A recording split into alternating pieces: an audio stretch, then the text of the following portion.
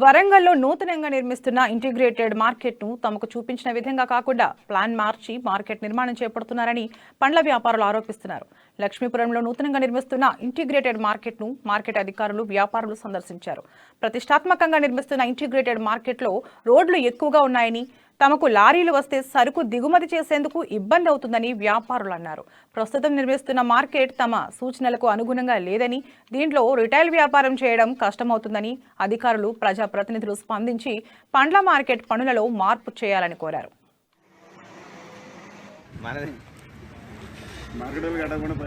దీన్ని model market కట్టిస్తాం, integrated market కడుతున్నాం. పక్కన ఉన్నట్టు పాత టవరు, పోస్ట్ ఆఫీస్ అవన్నీ తీసేసి అటు పాత కూరగాయల మార్కెట్ కూడా తీసేసి ఈ పెద్ద ఎత్తున కడుతున్నాం.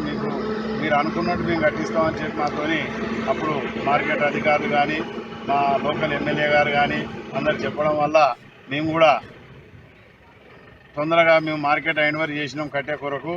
ఇవాళ మేము మార్కెట్కి వచ్చి చూస్తే ఈ పరిస్థితి ఏంటంటే, అసలు అప్పుడు మేము మధ్యలో 80 ఫీట్ల రోడ్డు ఉన్నప్పుడే పెద్ద పెద్ద లారీలు వస్తే, వెహికల్స్ వస్తే మాకు చాలా ఇబ్బంది ఉండేది. అలాంటిది ఇవాళ మధ్యలో 40 ఫీట్ల రోడ్డు పెట్టి చుట్టుపక్కల రోడ్లన్నీ 7 మీటర్లు, 8 మీటర్లు, 9 మీటర్లు అని పెట్టిండ్రు. షాప్స్ కూడా మేము 20x15, 25x15 కట్టేయాలని చెప్పి అప్పుడు కోరుకున్నాం. వాళ్ళు దాన్ని ఇప్పుడు 15x20 కడతా ఉన్నారు. ఇది వ్యాపారం హోల్సేల్